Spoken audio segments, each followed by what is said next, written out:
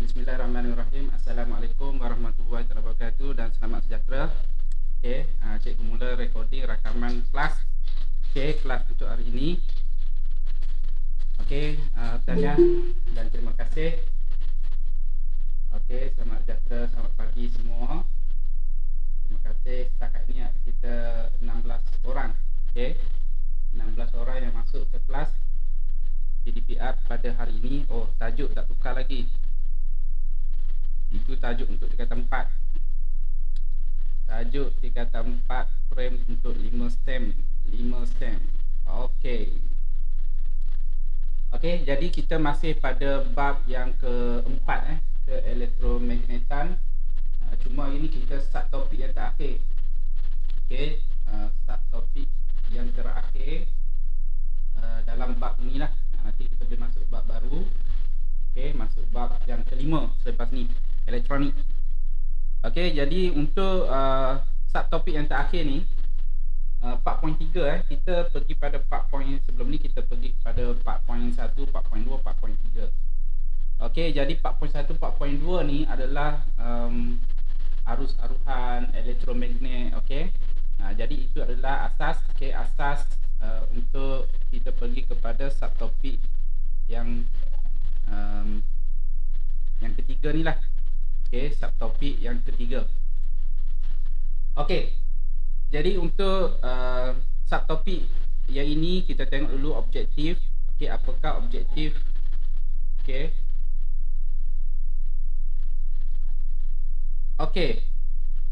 Untuk subtopik 4.3 ni objektif, kamu kena fokus, iaitu yang pertama, menghuraikan prinsip kerja transformer ringkas. Transformer ringkas, menghuraikan maksud transformer unggul. Jadi kita ada satu ringkas, satu unggul.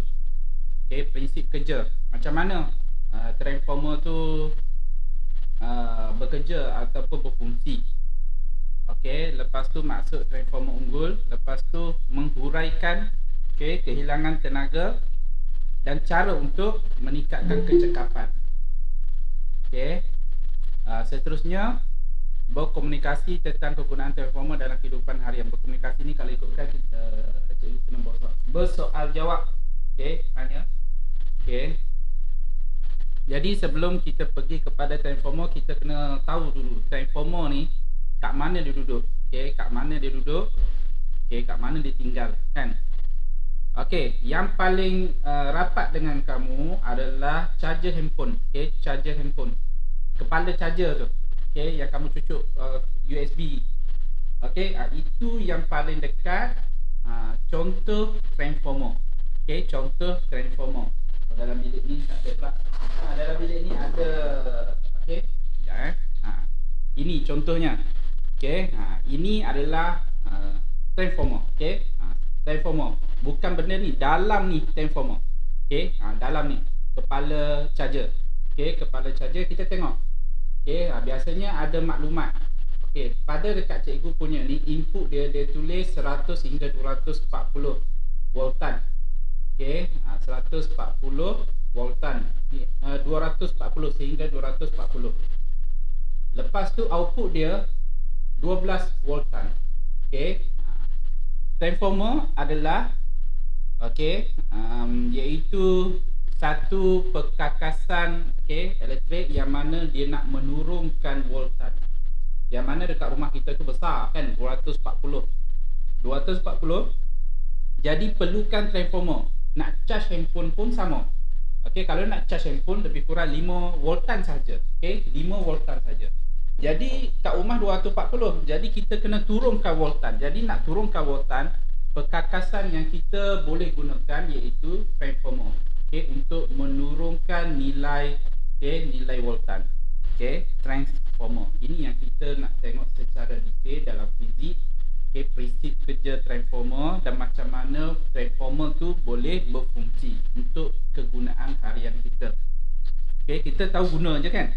Jadi kita tak tahu macam mana macam mana transformer tu berfungsi. Jadi untuk itu kita akan detailkan, kita akan pergi pada buku teks. Pergi pada buku teks. Sekarang kita pergi kepada buku teks muka surat 162. Semua boleh rujuk buku teks. Okey, prinsip kerja transformer ringkas. Okey, transformer ringkas. Okey, kalau imbas ni dekat sini nanti, sini pun ada penerangan detail. Okey, penerangan detail iaitu berkaitan dengan transformer. Okey, apa tu, penerangan jelas lah. Kalau tengok tu insya-Allah boleh faham. Okey, jadi dekat sini gambar raja foto 4.6 ni jenis transformer dalam peralatan elektrik. Okey. Jadi dekat sini transformer injak turun dalam pengecas telefon bimbit. Dalam handphone, kepala charger tu, bukan dalam handphone, kepala charger tu kita akan jumpa satu perkakasan elektronik, okey, iaitu yang ada gegelung. Okey, yang ada gegelung, itu adalah transformer. Okey, adalah transformer. Ini transformer injak turun ni, maksud dia nak turunkan nilai voltan. Okey, dekat rumah kita 240. Jadi 240 sehingga 5 voltan saja. Nak guna 5 je. Okey, kita nak guna 5 je, tapi sumber yang kita ada 240. Jadi kita kena guna transformer. Okey, yang kedua ni transformer injak naik. Kita ada injak turun dan injak naik. Okey, dalam ketuhar gelombang mikro. Microwave lah. Okey, kalau dekat rumah kita microwave yang kita gunakan, okey, masukkan makanan untuk kita tekan saja. Kita tak nampak pun haba, tetapi makanan yang dipanaskan tu menggunakan gelombang mikro. Okey, gelombang mikro. Jadi menggunakan voltan yang sangat tinggi, okey, untuk menghasilkan gelombang mikro. Jadi memerlukan transformer injak naik. Okey, injak naik. Okey, yang mana sumber kita 240. Nak guna mungkin 1000 voltan. Mana nak dapat 1000 voltan dekat rumah? Jadi transformer ni lah fungsi dia untuk naikkan nilai voltan. Macam mana prinsip kerja dia? Okey, sebenarnya ini adalah gabungan yang kita belajar pada 4.1. Okey, lepas tu yang kita belajar 4.2. Okey, jadi kena ulang kaji balik 4.1 dan 4.2. Okey, 4.1 dan 4.2. Jadi kaitan dia adalah digabungkan dan dihasilkan transformer. Okey, transformer. Okey, kita teruskan. Okey. Ada soalan setakat ni? Kalau ada soalan boleh tanya.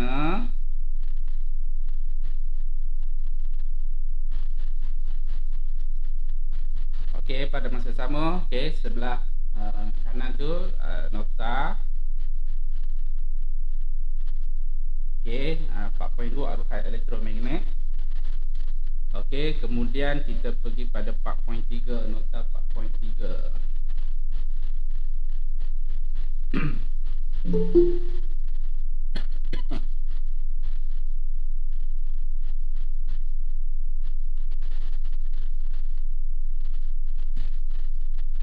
Okey. Jadi alat yang berubah voltan, yang boleh ubah voltan, transformer lah. Okey, injak naik dan injak turun. V ni simbol voltan, voltan naik, voltan turun. Okey. Jadi untuk struktur, okey, struktur transformer ringkas, rujuk buku teks, okey, muka surat 163. Okey, pada skrin pun cikgu tunjukkan juga. Okey, 7.3. Okey. Rajah 4.32 menunjukkan struktur sebuah transformer ringkas, dan rajah 4.33 dekat 4.33.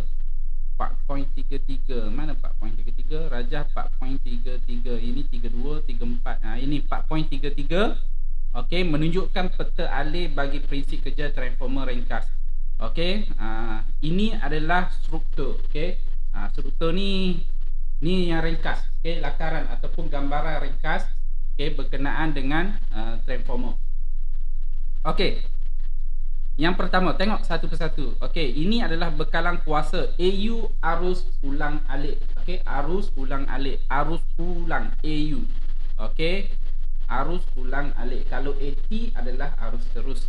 Okey, jadi untuk transformer ni memang sumber dia Okey, yang mana yang premier ni, yang input ni mesti menggunakan arus ulang alik. Okey, tak boleh guna arus terus. Arus terus contohnya bateri lah.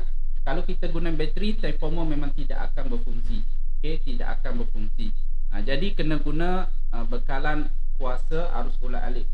Dekat rumah kita tu yang kita cucuk, okey, kita cucuk pelak tu, itu adalah arus ulang alik. Okey, jadi ini adalah bekalan kuasa. Ini sebenarnya kawasan sini kita panggil input. Okey, input. Okey, input yang kita cucuk plug dekat dinding tu. Okey, ini adalah input. Okey, kemudian yang input ni, yang satu lagi bila input adalah output. Okey, output ni lah yang voltan yang dihasilkan.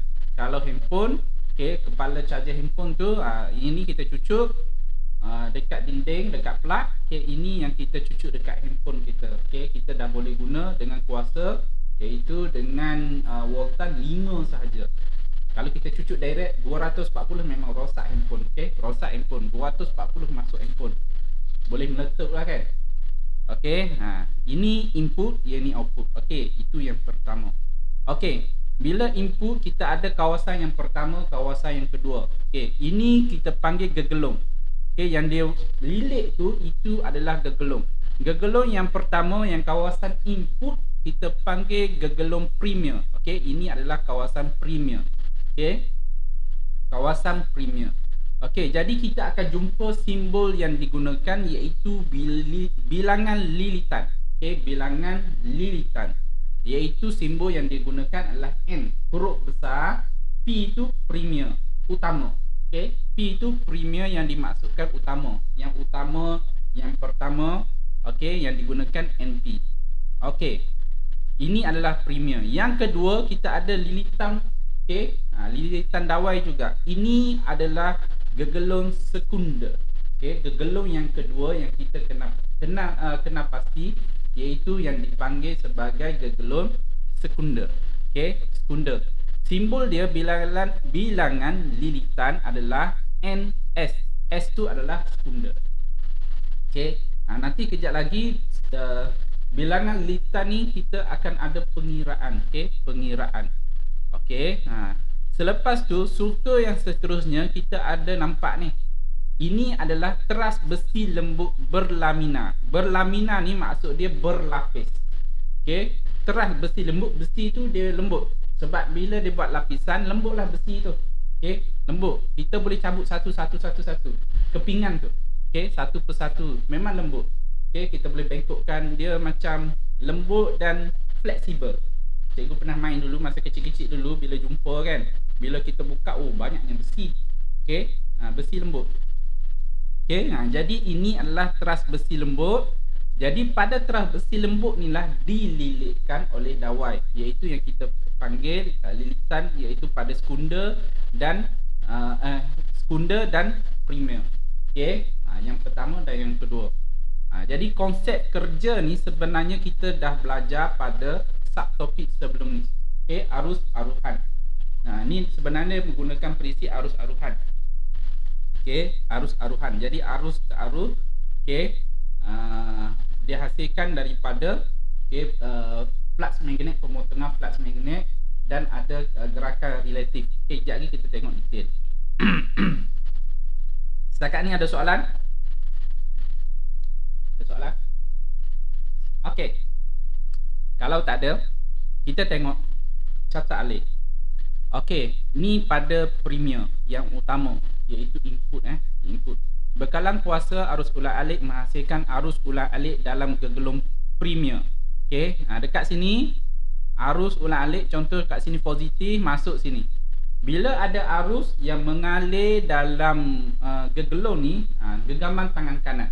Okey, yang mana jari, 4 jari ni, ini adalah arah aliran arus elektrik. Okey, arus elektrik. Okey, lepas tu anak panah ni ke kutupan. Okey, iaitu arah medan magnet yang dihasilkan. Okey, maksudnya ini adalah utara. Utara keluarlah. Okey, keluar. Jadi keluar ni membentuk flux magnet, medan magnet. Dia keluar kan. Kalau tengok gambar rajah 4.32 yang biru ni. Ini adalah flux magnet yang dihasilkan. Flux magnet. Garisan medan magnet yang dihasilkan. Medan magnet yang dihasilkan. Medan magnet yang dihasilkan. Pergi setakat tu dulu. Yang berubah-ubah dari segi magnitude dan arah. Kenapa berubah-ubah? Ni dia sebut ni. Berubah-ubah kan? Disebabkan berubah-ubah ni kita guna arus ulat-alik. Arus ulat-alik ni kejap sini positif, bila dia pergi sini, lepas tu arah dia bertukar pula positif sebelah sana pula. Jadi flux magnet ni dia akan berubah, kejap ke atas, kejap ke bawah. Kalau kita guna genggaman tangan kanan, kejap atas, lepas tu kejap bawah, kejap atas, kejap bawah. Jadi nanti akan ada aliran dekat sini, garisan medan magnet yang dialirkan, yang terbentuk dalam teras besi lembut. Jadi dia pergi kepada sekunder, dia masuk sini, lepas tu dia tukar arah pula, masuk sini tukar arah. Jadi perubahan itu sebenarnya seperti ada gerakan relatif pada gegelung yang kedua ni. Sebab bila ada macam gerakan relatif, gerakan relatif yang kita pergi arus aruhan, iaitu magnet yang kita dekatkan jauhkan. Itu yang dihasilkan arus aruhan. Jadi yang bahagian yang sekunder ni sebenarnya adalah arus aruhan. Arus yang dihasilkan oleh gerakan relatif ataupun pemotongan flux magnet. Arus aruhan. Yang dekat sini arus yang sumber asal. Sumber asal kita cucuk plug itu memang dah ada arus. Ada arus elektrik. Yang dekat sini arus elektrik yang dihasilkan adalah disebabkan arus aruhan yang kita belajar pada 4.2. Kemudian flux magnet daripada gegelung primer dipautkan kepada gegelung sekunder melalui teras besi lembut. Bila terbentuk dekat sini yang biru ni, ini adalah flux magnet yang terbentuk, yang terbentuk daripada arus elektrik yang masuk pada ni dawai ni warna merah ni kan. Pada masa sama pada teras besi lembut ni pun terbentuk iaitu flux magnet ataupun garis medan magnet dalam besi itu sendiri. Jadi besi itu dah jadi magnet. Dah jadi magnet, dan arah garis medan kan ada utara dengan selatan, dia akan berubah-ubah. Disebabkan kita menggunakan arus ulang alik, berubah-ubah. Dekat sini dia tak tunjuk arah.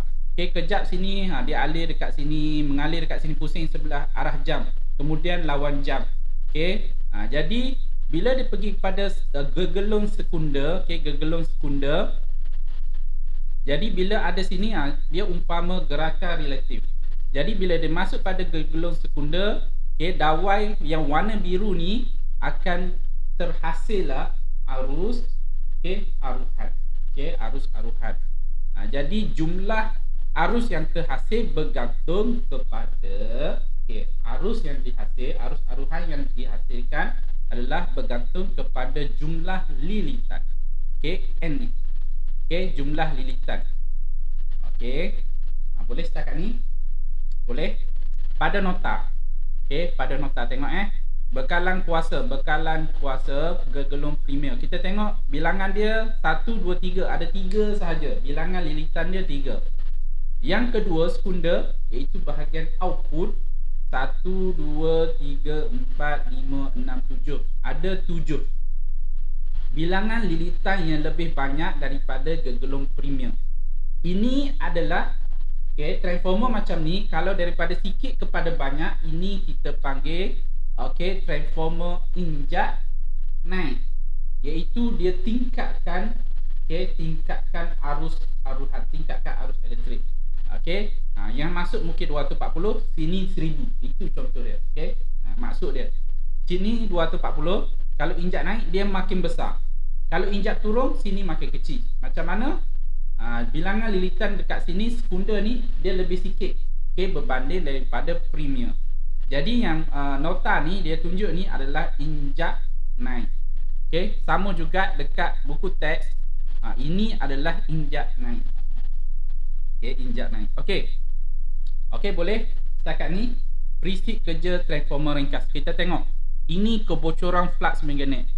Kebocoran medan magnet, kebocoran. Kebocoran ni adalah salah satu pembaziran. Ada medan magnet tapi tidak digunakan. Sebab tu dia panggil kebocoran flux magnet. Kebocoran. Flux magnet ni ada kegunaan, tetapi ada kebocoran. Kebocoran tu adalah satu kerugian, rugi.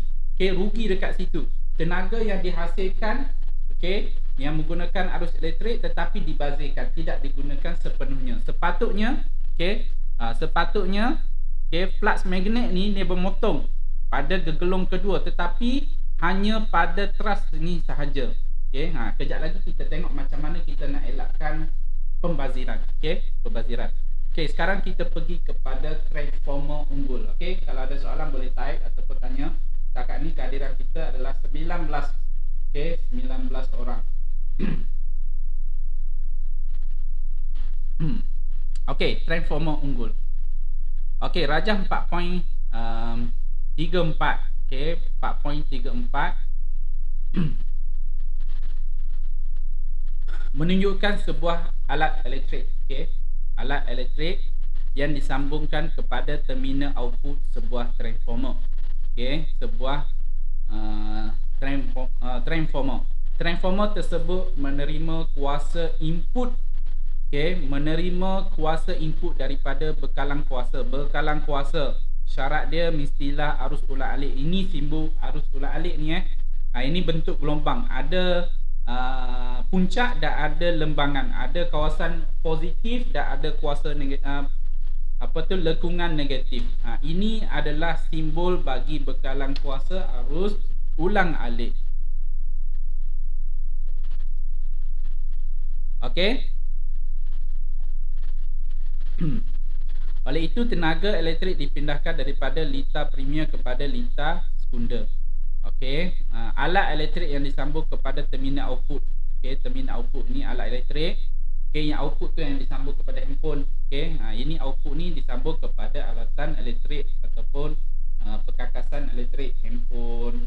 Okey, rice cooker, microwave, oven, okey, kipas. Okey. Sebuah transformer yang beroperasi akan mengalami kehilangan tenaga. Okey. Kehilangan tenaga. Oleh itu kuasa output adalah lebih kecil, okey, daripada kuasa input. Kecekapan transformer N, okey, ditakrifkan sebagai, ini kita nak kira kecekapan. Okey, kecekapan. Macam mana kita dapat tahu kehilangan tenaga? Okey, contoh kepala charger kita, cuba kita pegang. Panas tak? Okey, panas tu sebenarnya ada kehilangan tenaga.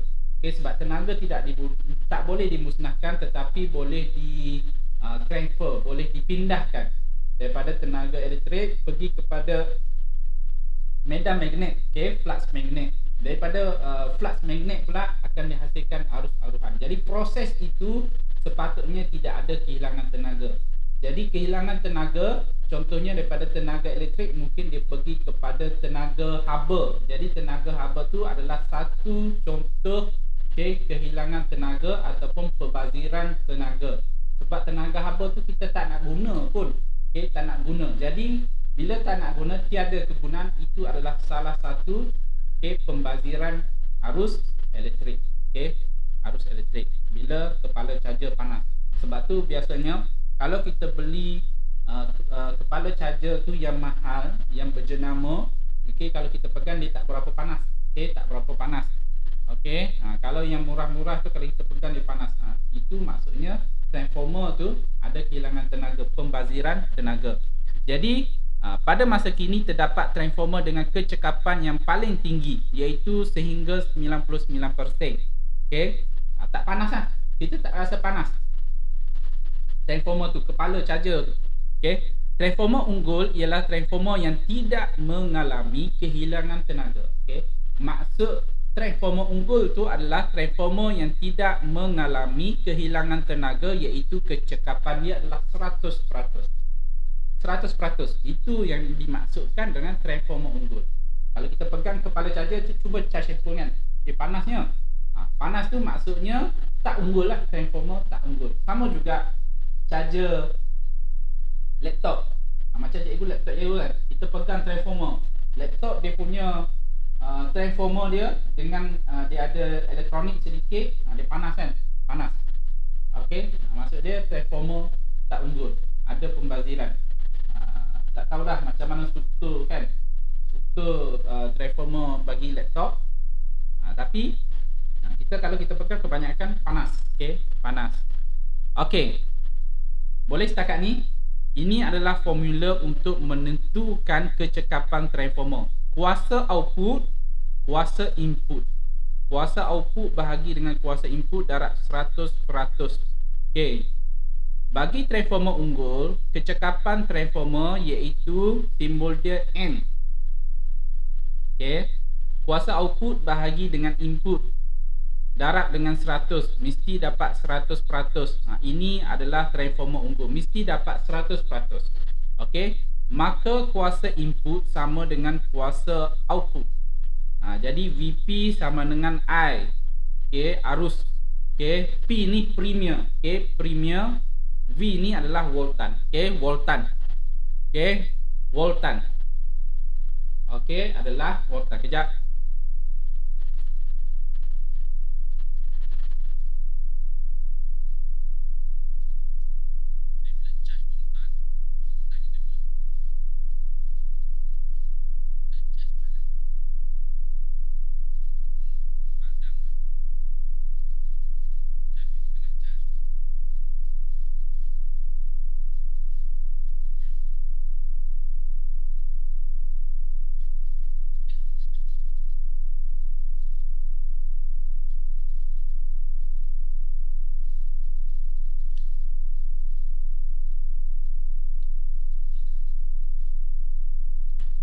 Okey. Kita sambung, ada soalan setakat ni?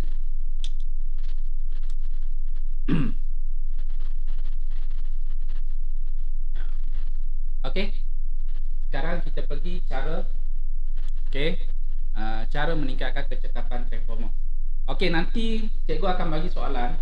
Kita ada satu masa nanti esok ataupun lusa, esok hari Rabu hari Rabu. Okey, cikgu akan bagi soalan pada kalau kelas kita satu masa, cikgu akan bagi soalan. Jadi apa yang kita PDPR ni, cikgu akan letak soalan pada quizzes ya. Pada quizzes. Okey, sekarang kita pergi kepada cara meningkatkan kecekapan transformer. Cikgu cuba habiskan hari ini, kalau tak sempat kita sambunglah pada hari Khamis kan. Cara meningkatkan kecekapan transformer.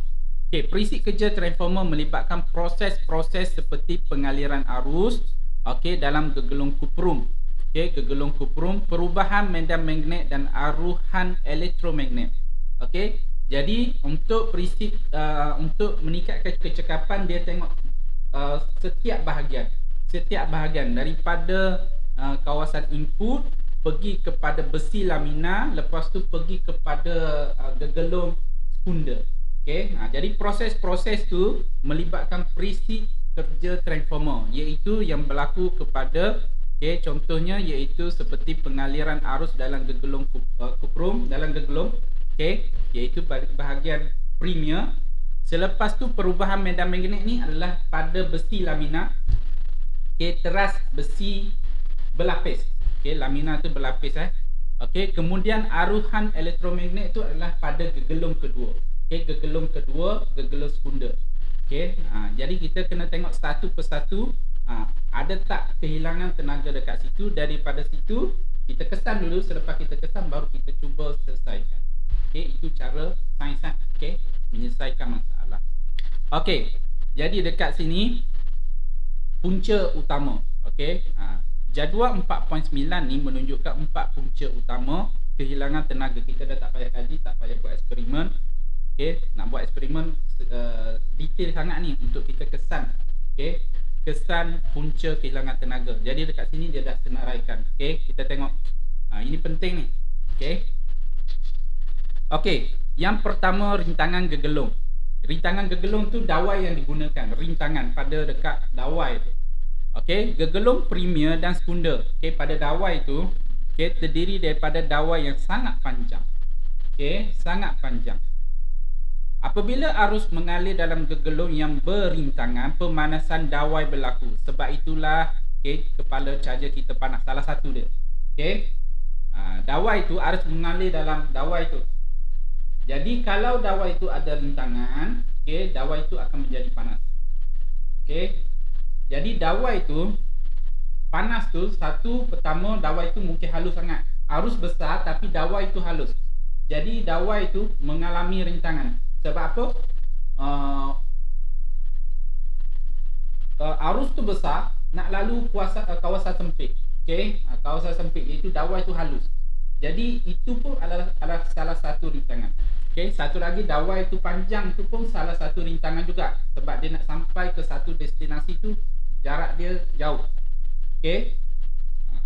Pemanasan dawai menyebabkan kehilangan tenaga haba dibebaskan ke sekeliling. Yang itu yang kita boleh rasa dengan tangan kita.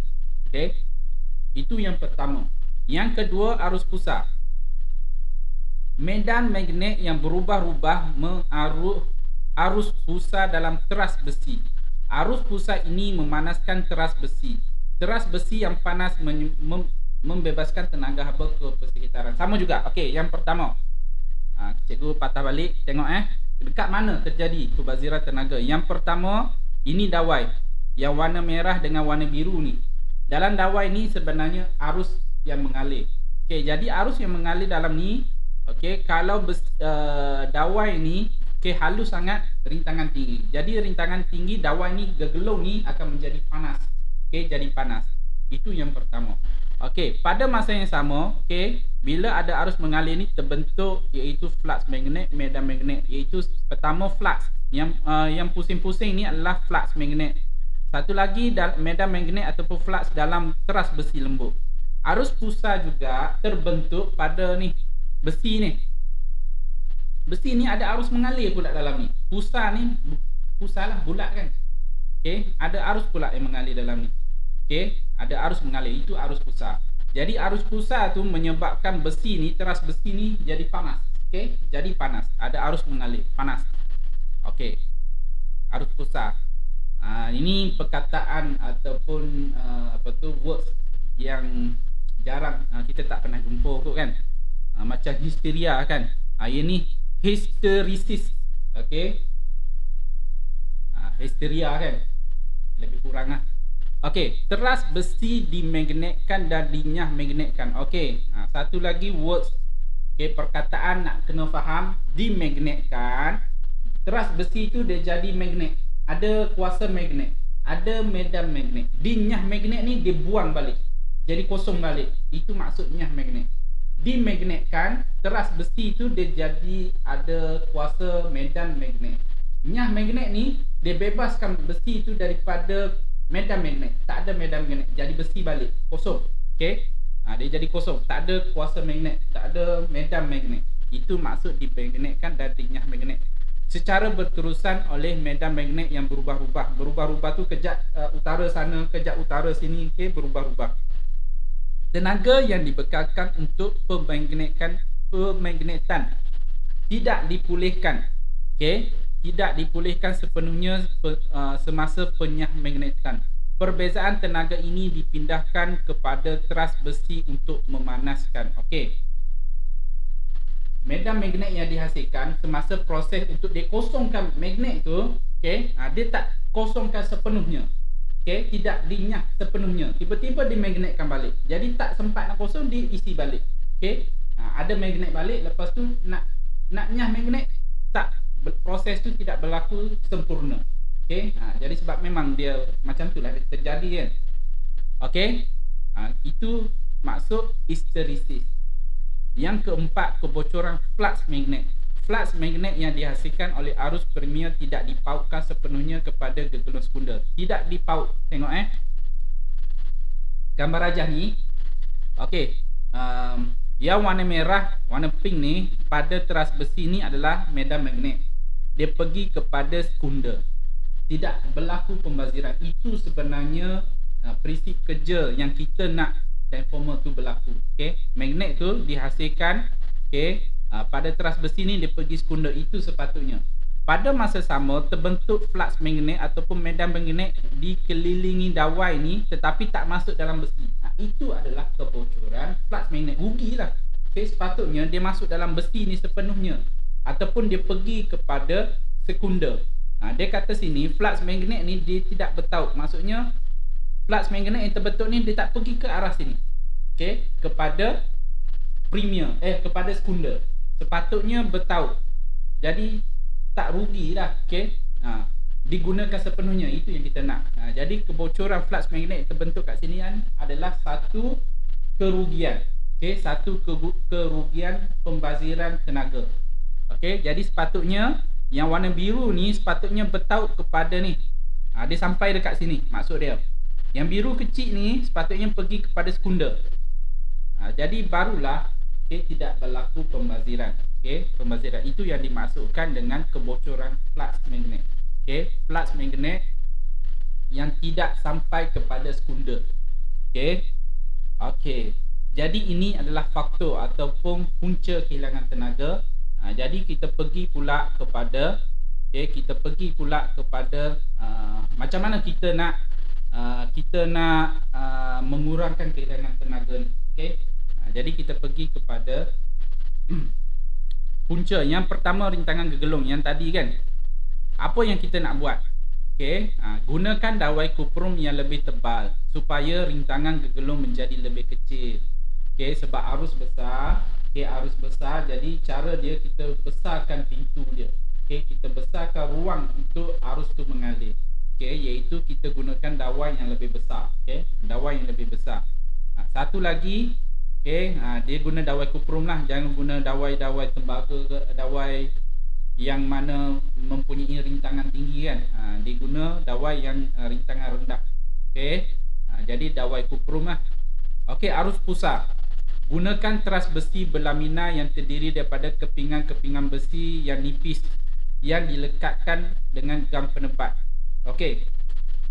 Dekat sini, masa awal-awal pembinaan transformer dia guna besi seketul. Jadi bila guna besi seketul ada arus pusar dalam tu. Dia ada dua faktor. Kenapa kita menggunakan besi berlamina, berlapis tu? Yang pertama, kita nak elakkan arus pusar. Arus yang mengalir dalam besi tu. Yang kedua, senang untuk besi tu dimagnetkan dan dinyah magnetkan. Sebab kalau nipis senanglah untuk magnet terhasil dan magnet dilepaskan. Kalau kita guna besi tebal, nak dimagnet pun ambil masa, nak nyah magnet pun ambil masa. Ambil masa untuk jadi magnet, besi tu jadi magnet. Dan ambil masa untuk dinyah magnet, buang medan magnet. Sebab tu dua faktor sebab apa kita guna besi berlamina. Kat sini dia tak cerita pula kan. Dia hanya cerita untuk mengelakkan arus pusar. Yang ketiga, histerisis tadi guna besi lembut sebagai teras. Besi lembut memerlukan tenaga yang lebih kecil untuk ni yang cikgu cerita ni. Jadi ada dua. Besi berlamina ni, satu mengelakkan arus pusar, satu lagi untuk mengelakkan histerisis. Apa histerisis? Rujuk balik dekat atas. Rujuk balik dekat atas. Iaitu senang untuk dimagnetkan dan dinyah magnetkan. Sebab tu guna besi lembut. Kalau guna besi tebal, nak magnetkan tu pun ambil masa lama. Nak dinyah magnet pun ambil masa. Jadi transformer tu tidak cekak. Tidak cekak. Yang keempat, macam mana nak elakkan kebocoran flux magnet? Lilitkan gegelung sekunder di atas gegelung premier supaya semua flux magnet yang dihasilkan oleh arus premier akan mengalir akan melalui gegelung sekunder. Dekat sini ada gambar tak? Gambar tak ada. Sini tak ada juga. Senang cerita dia rapatkan yang sekunder ni, gegelung sekunder ni rapatkan kepada premier. Ataupun tindihkan dia. Ini contoh contoh. Gegaman ni contohnya adalah dawai, lilitan dawai yang banyak. Sebenarnya kalau guna teras besi lembut dia jauh macam ni kan. Jadi untuk kaedah untuk mengelakkan kebocoran flux magnet, dia macam tindih macam tu. Tindih macam tu. Jadi flux magnet yang terbentuk pada kawasan premier dia akan dekat pada sekunder, terus masuk kepada gegelung sekunder. Kalau jauh dia tak sampai. Dia tak sampai. Kalau dekat sampailah, ataupun dia kata situ tindihkan, okey, pautkan.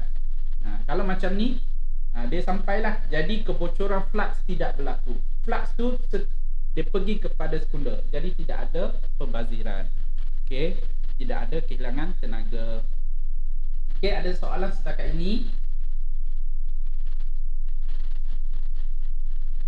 Okey, cikgu rasa okey, kita ada sedikit lagi. Okey, ini contoh dalam operasi transformer, arus pusat merupakan satu punca kehilangan tenaga. Okey, arus pusat tu salah satu punca kehilangan tenaga. Walau bagaimanapun arus pusat boleh membawa manfaat kepada manusia. Okey, gambar rajah 4.7 menunjukkan sebuah dapur aruhan. Okey, dapur yang tidak keluarkan api, ada kan sekarang kan? Okey, tidak mengeluarkan api. Okey, mana kalau kita sekarang guna dapur gas, okey, dapur gas. Jadi menunjukkan arus ulang-alik berfrekuensi tinggi, dalam gegelung menghasilkan medan magnet yang berubah-ubah pada frekuensi yang tinggi. Medan magnet ini mengaruh arus pusat pada dasar kuali. Okey, arus pusat tersebut memanaskan dasar kuali. Jadi ini kegunaan dia. Biasanya teras besi tu panas kan, itu dalam transformer. Rupanya ada manfaat, iaitu struktur pada dapur elektrik. Okey, dapur elektrik. Ini contoh struktur dalaman dia. Okey, jadi gegelung ni akan menghasilkan ini adalah flux magnet ni. Okey, medan magnet berubah-ubah. Kejap atas, okey, kejap bawah, utara, kejap atas, kejap bawah, kejap atas, kejap bawah. Sekejap cikgu nak semak kejap lagi subjek apa? Kelas seterusnya.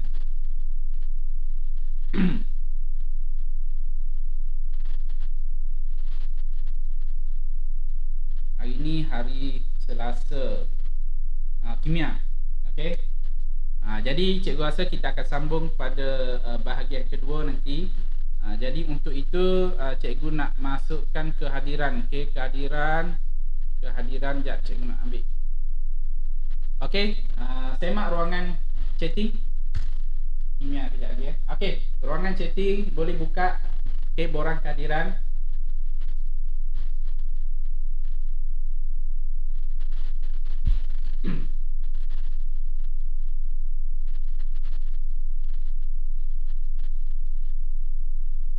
Borang kehadiran. Setakat ni dalam grup Telegram belum lagi. Kimia belum, Cikgu Najah belum masukkan apa-apa lagi. Okey, mohon isi kehadiran pada link yang cikgu bagi tu. Hari ini adalah 6 Julai jangan salah pilih tarikh. Okey, 6 Julai. 6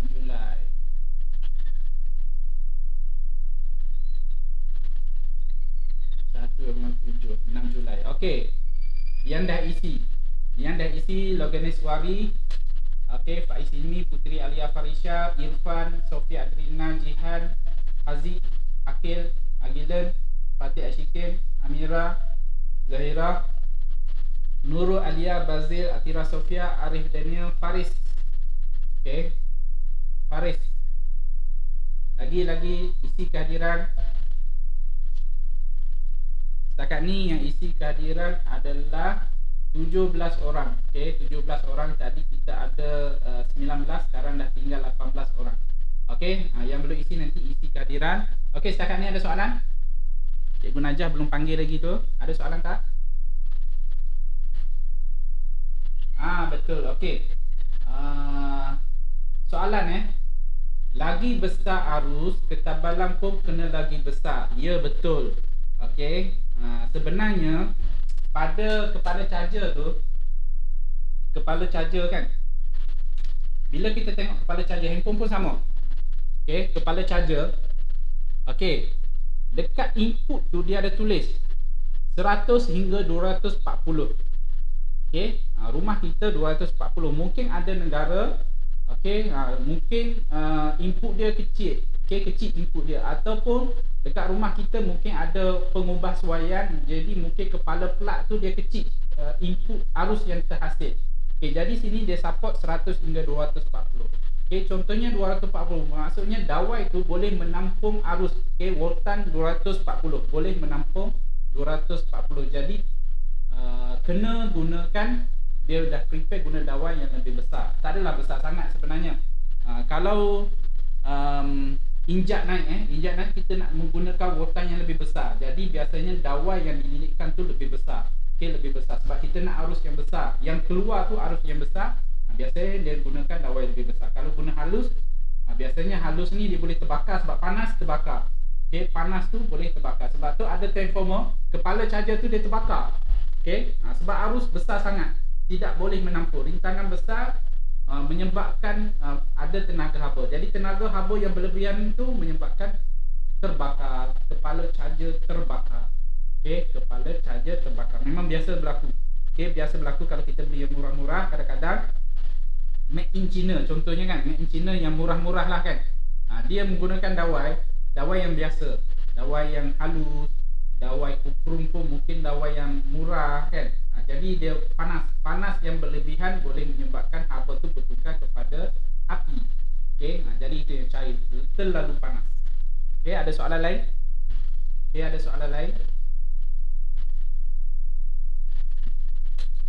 Biasa guna dawai kuprum kan, dawai kuprum lah, yang mana rintangan dia kurang. Okey, rintangan kurang. Okey, setakat ni ada soalan lain? Kimia belum cikgu tak panggil lagi.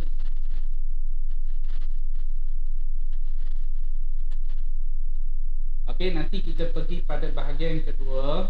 Okey, cikgu akan bagi soalan esok tu kelas esok kelas.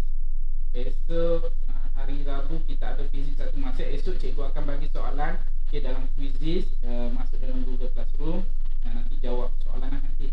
Jawab soalan. Okey, jadi setakat itu saja kelas pada hari ini. Nanti kita jumpa untuk next class. Kita akan jumpa next class. Okey, terima kasih semua. Okey, assalamualaikum. Okey, assalamualaikum, bye bye. Jumpa lagi. Terima kasih.